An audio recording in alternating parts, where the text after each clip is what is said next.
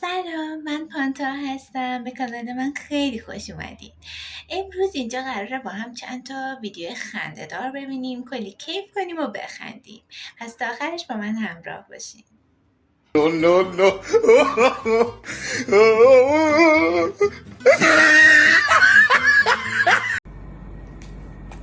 این نهار چقدر دوغ حال میده. خیلی جوابه.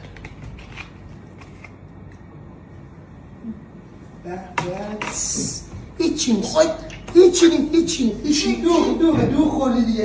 دو خوردی. برو سریع. بالیشتو بذار بالا. چیکار؟ بگی بخور. دو خوردی عزیزم قشنگ بگی تخت نه بالیش. اینم پتو مرتب لا قشنگ بذار. ماست هم خوردی؟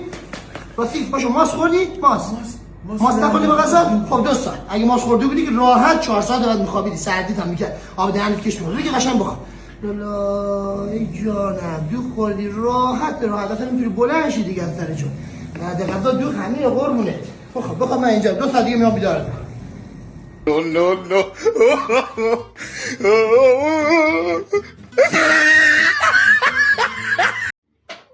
خیلی جالب بود. واقعا همینطوریه. یادم ما بچه که بودیم خونه مامان بزرگم اینا از این دوغ شیشه‌ای بود، از اونا میخوردیم. بعد سفره رو که جمع کردیم همه همینجوری ردیفی بهش میگن خیاری میخوابیدیم کنار همدیگه و کلی میخندیدیم.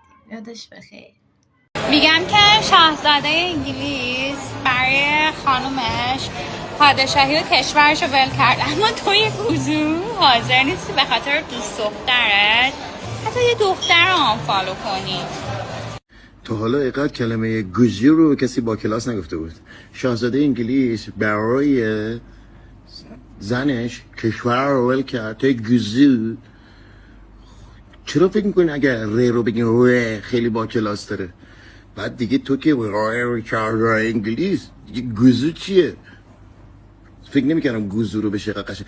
تو گوزو. بعد هنوز به فکر اینین که دوست پسرتون دخترها رو آنفالو کنه؟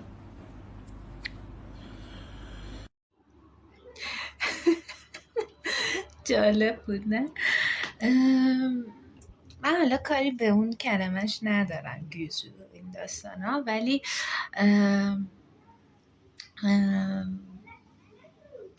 قضیه سر آنفالو کردن دختر هست. واقعا چرا ما انقدر حساس شدیم رو آقایون که فالوور خانم اگه داشته باشن بعد آنفالو کنن و این داستانا؟ من خودم شخصا حساس نیستم رو این قضیه و هیچ وقت همچین چیزی رو نخواستم و نگفتم، ولی مطمئنم که خیلی از ما دخترها روی این قضیه حساسیم. امیدوارم که ناراحت نشین، ولی خوب نیست واقعا. تا این حد حساسیت اصلا خوب نیست. جانم با علی و رضا و یاسین جمله بساز. من و رضا و علی رفتیم مسافرت. یاسین کو؟ یاسین رفته پیش دوست دخترش. مامان آراد با عصرونه و دسر و ژله جمله بساز. ما عصرونه دسر میخوریم. مامان پس ژلش کجا رفت؟ ژلش رفت تو کونه. No.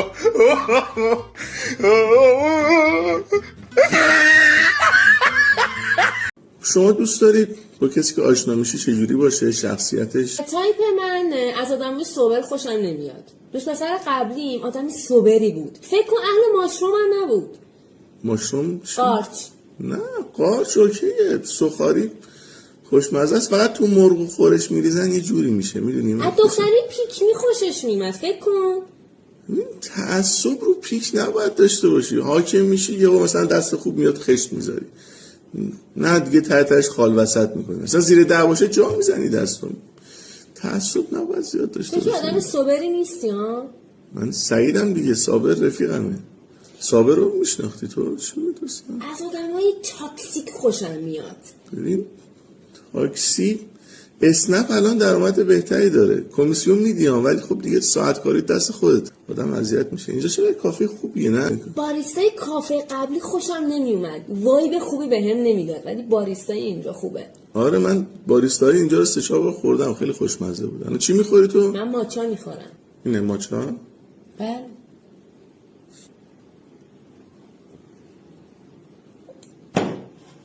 خوشمزه است خیلی. آینده رابطتون رو کجا میبینی؟ تهش دوست داری مثلا چه اتفاقی برای رابطه بیفته؟ من بنفیت خیلی دوست دارم.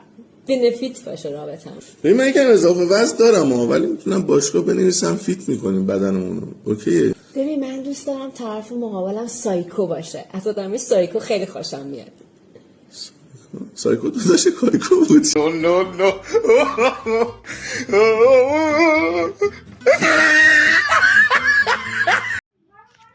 نصف این کلماتی که استفاده کرد و باور کنید منم معنیش رو نمیدونم. ما دیگه ده 60 ها 70 ها دیگه اصلا کلن توی بود دیگه از زمان و مکان داریم زندگی میکنیم. ده 80 ها دقیقا توی یه بود دیگه از یه سری الفاظی استفاده میکنن که اصلا تا حالا به گوشمونم نخورد. خیلی جالب بود. قیمت این ماشین 5 میلیارد و 200. همین الان چقدر کم داری اگه بخوای اینو بخری؟ 5200 به علاوه کرایه ماشین تا بنگاه شما.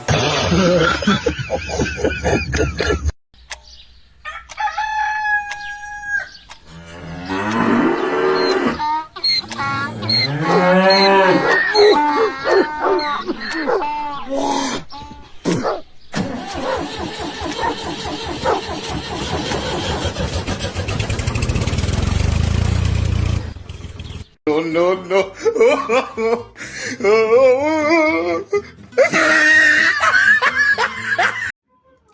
خیلی خوب بود واقعا همینطوریه.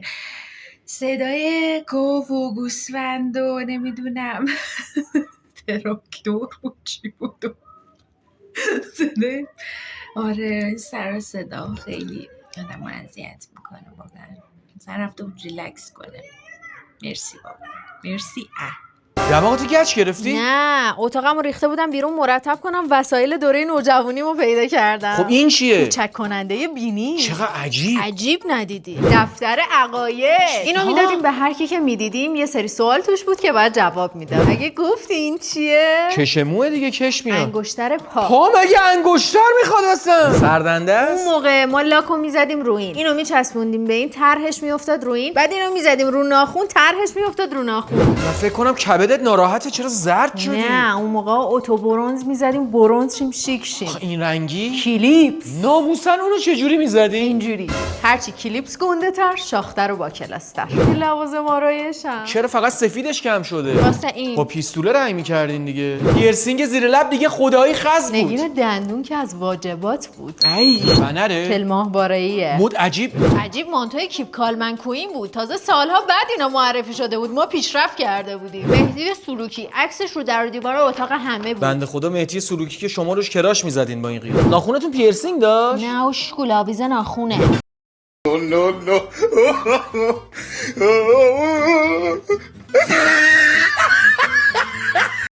یعنی تک تک اینایی که گفت برمیگرده به دهه 80 برای ما دهه 70 و واقعا اون تایم خیلی شیرین بود این کارهایی که میکردیم. تک تک اینایی که گفت دفتر عقاید نمیدونم کوچک کننده بینی توی ماهواره تبلیغ میکرد. بعد دیگه ما هم افتاده بودیم دنبالش همه میخریدیم دیگه. نمیدونم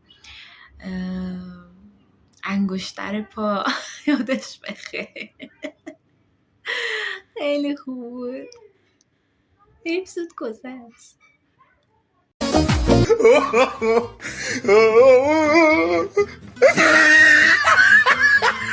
بالاخره جابجا شدم بعد 1 ماه و چند روز. خب خدا رو شکر. واقعا خیلی خوشحالم. بر تبرش شادانه بگو. هرچی بالاخره جابجا شد. تنها دغدغه من آرشه چه بود؟ صبح برام با گریه من میگم من چه بکنم خانه گیره زنده روز فرشامو انداختم. خدا رو شکر که فرشا هم انداختی و فرشام انداخته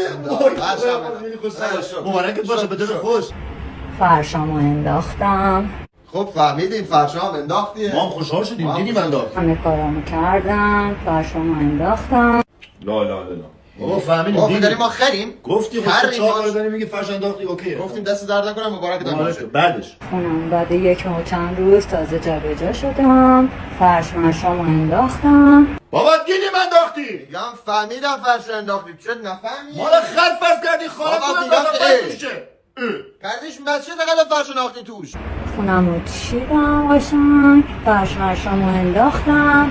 بابا این مال خر فرض کرده به چون کردی ما دیدیم فرش انداختی. تازه جابجا شدم. فرشامو انداختم. بابا میگم فهمیدم. ولش کن. 100 دفعه ولش کن. اصلا من نمیتونم برم جنگ. من میکاپ نکردم. من با این میکاپ مردانه بکنم تو ادامه بده برام میام. من جلو آینه میستم حس خیلی بهتری نسبت به بدنم دارم و این چیزی که شاید سالها توی رویاهام بهش فکر میکردم. آفرین. چه مدت از حالتون گذشت؟ 2 ماه از عملم گذشته. یه حال روحیت چجوریه بعد از عمل؟ ابتدا که اومده بودم خدمتتون گفتم که اصلا اعتماد به نفسی نسبت به خودم ندارم. الان احساس کنم حسم به بدنم خیلی بهتره، لباس میپوشم خیلی از خودم بیشتر خوشم میاد. کلا اعتماد به نفسم خیلی از قبل بهتر شد. یعنی قبلا با یه روحیه داغون اومده بودم، الان خندون اومدم. قوی ترین دخترم که باشی یه وقتایی دوست داری پاهاتو بذاری روشونه، سرتو بذاری روشونه یکی و بهش تکیه کنی. راست شد. راست گفت. نفر بعدی. سلام خانم. نه عقب بگیریم. بله. وای معذرت میخوام. خانم معذرت میخوام چه شما قبول شدی؟ جدی میگی؟ بله دندقه هم نمیخواد بگیری. مگه میشه؟ بله خانم. وای خدایا مرسی. خانم شما پای 1 و پای 2 هم حتی قبول شدی. چطور ممکنه؟ یه داره میشه دیگه خانم. وای خدا عاشقتونم. خانم شما گواهی نامه تانک و قطار و هواپیما هم حتی قبول شدی. مگه میشه؟ بله شد همش. به مادرم بگم پس مرسی ممنون. شما نمیخواد جای بریم، این ماشین هم متعلق به شماست، مبارکتون باشه. جریمه‌هاتون هم پای من هم. من باورم نمیشه. دستتون درد نکنه.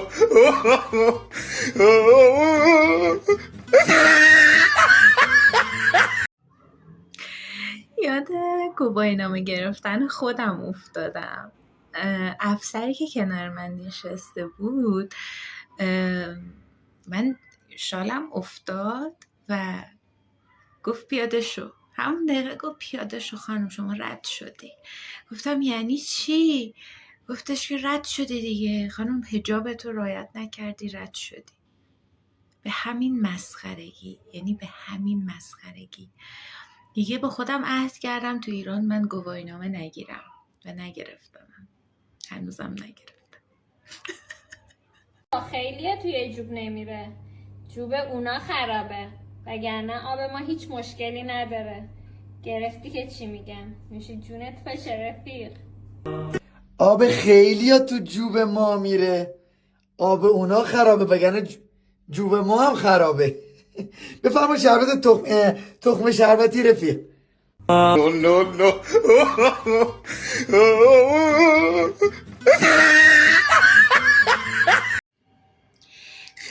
خیلی ممنون که تا اینجا ویدیو با من همراه بودین. لطفاً اگر دوست داشتین و لذت بردین حتما لایک کنین و نظراتتون رو توی کامنت ها برام بنویسین و اینکه سابسکرایب یادتون نره. مرسی، تا ویدیو بعدی، خدا نگهدار.